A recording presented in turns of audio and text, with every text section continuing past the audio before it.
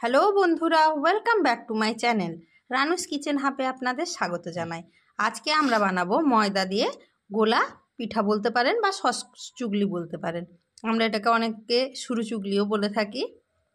তো বন্ধুরা, তাই জন্য আমরা প্রথমে এখানে 2 বাটি পরিমাণ ময়দা নিয়ে নিয়েছি। এবারে এই যে কুচি করে রাখা কাঁচা লঙ্কা দুটো দিয়ে দেবো এতে। এটা ঝাল ঝাল হবে পিঠেটা। পিঠে মানেই আমরা সবসময় মিষ্টি পিঠা খাই, কিন্তু এটা ঝাল ঝাল লাগবে। 1 চামচ লবণ দিয়ে দেবো। 1 চামচ পরিমাণ গোটা জিরে। ভালো করে এই মিশ্রণটি আমরা মাখিয়ে নেব।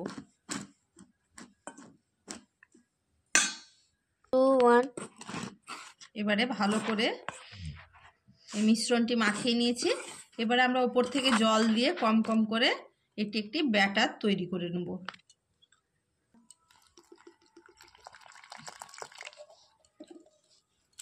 আমরা খুব বেশি জল একেবারে দিয়ে দিব না, কারণ তার ফলে খুব বেশি পাতলাও হয়ে যেতে পারে।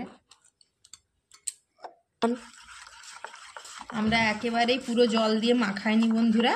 পুরো ভিডিওটা তুললে ভিডিওটা বড় হয়ে যাবে বলে আমরা কিভাবে অল্প অল্প জল দিয়ে ব্যাটারটা তৈরি করেছি সেটা আর দেখাইনি। ব্যাটারটার থিকনেসটা এরকমই থাকবে, দেখতেই পাচ্ছেন ব্যাটারটা।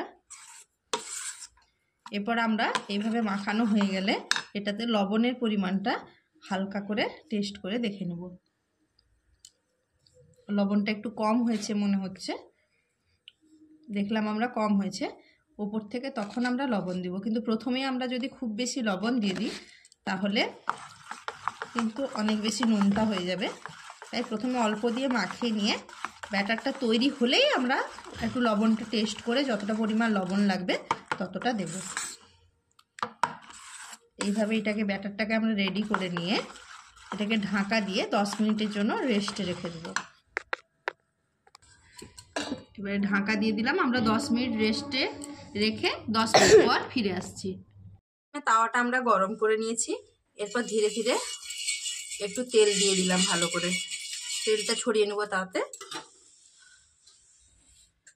এবারে যে ব্যাটারটা আমরা তৈরি করেছিলাম সরু চুগলির জন্য, দেখতেই পাচ্ছেন, সেইটা আমরা 2 ডাবু পরিমাণ দিয়ে দেবো কড়াইতে। ভালো করে ধীরে ধীরে এটা একটা রাউন্ড শেপ নিয়ে আসবো।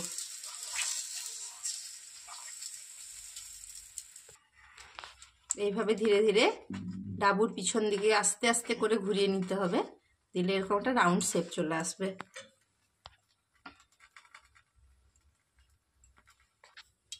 দেখতে পাচ্ছেন বন্ধুরা, এটা ছেড়ে গেছে তাওয়া থেকে, খুব সুন্দরভাবে উঠে গেল আমাদের এই পিঠেটা বা সরু চুগলিটা। এবারে এটাকে আমরা উল্টে নেব।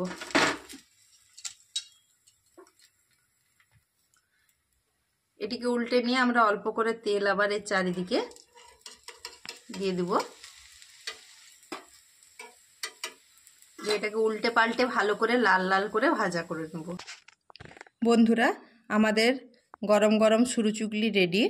এবারে এটিকে খাওয়ার জন্য আমরা এখানে সবজি নিয়েছি আর মিষ্টি।